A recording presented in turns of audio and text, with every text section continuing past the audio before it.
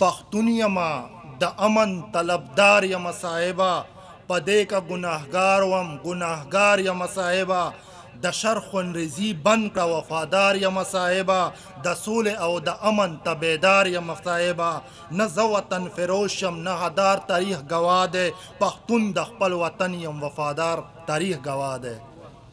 د امن په خاطر مو هر یو ځوان ورته بخلی ماشوم نه تر ملا پورې انسان ورته بخلی په زړه کې مو خوندي کړو هر ارمان ورته بخلی د امن په بدل کې ټول افغان ورته بخلی نور نه غواړم د وینې تویول په دغه خاوره د جنګ او د بارودو سپک ستایل په دغه خاوره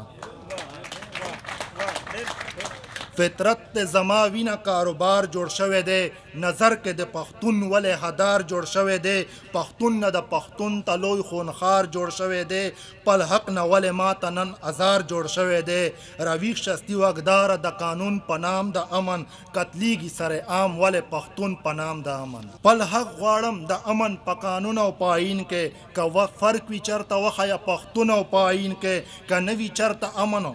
خوږ ژوندونه او په آیین کې راغلی کوي چرته څه بدلونه او په آیین کې بیا نه غواړم امن زه هدار یم د وطن قانون آیین که یو وي بیا سالار یم د وطن زه چې نارې کوم د امن بیا ناکې ولګي ستا په آیین کې بیا په ما ټولې دفعې ولګي پښتون چې مړ شي پرې ډپه د شتګردې ولګي نه مې غم خپل ګڼي نه قومي ترانې ولګي کارغه چې مړ شي په هر لور یې مذمت کیږي زما د وینې نه تپوس شي نه عزت کیږي په هر پښتون یې لوبې وکړې تر اټکه پورې سلامت نشوم د ماشوم نه تر مالکه پورې کته مې نشي د افغان جنتي ځمکه پورې خو پنجابۍ چرته ونه نیوه سپکه پورې نه عدالت شته نه قانون د تور کارغه دپاره بس هر یر همال یې کړو پښتون د تور کارغه دپاره که داسې امن وي نامه د امن نه ورکوم چې هره ورځ خاورو ته ښکلي پښتانه ورکوم سحر اعلان وي او ماښام ته جنازه ورکوم یا مې شهید وي ښکلی ځوان او یا واړه ورکوم په داسې امن د لعنت وي ماته نه دی پکار چې پکې لوټ زما عزت وي ماته نه دی پکار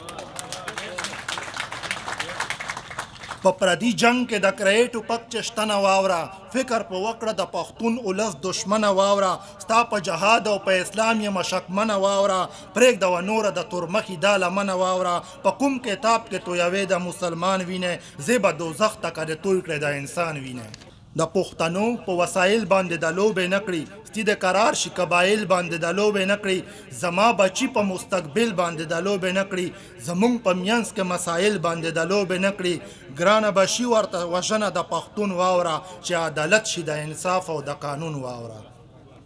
پنسي د په قانون شم که غدار وم د وطن پښتون یم د امن وفادار یم د وطن ګواه د تاریخونه چې سالار یم د وطن چې ته څومره او زه څومره غدار غمخوار یم د وطن پښتون یم غدار غدار ضمیر نه ګرځوم په ذهن کې غلام غلام تصویر نه ګرځوم او راویښ شستي واکداره د پښتون سر ته خطره ده سوځېږم په اور کې د ژوندون سر ته خطره ده د غیرو به غلام مې د قانون سر ته خطره ده متینه د وطن د سباون سر ته خطره ده ما وګڼستی نور خپل شهري د خپل وطن خپل حق غواړم د امن زندگی د خپل وطن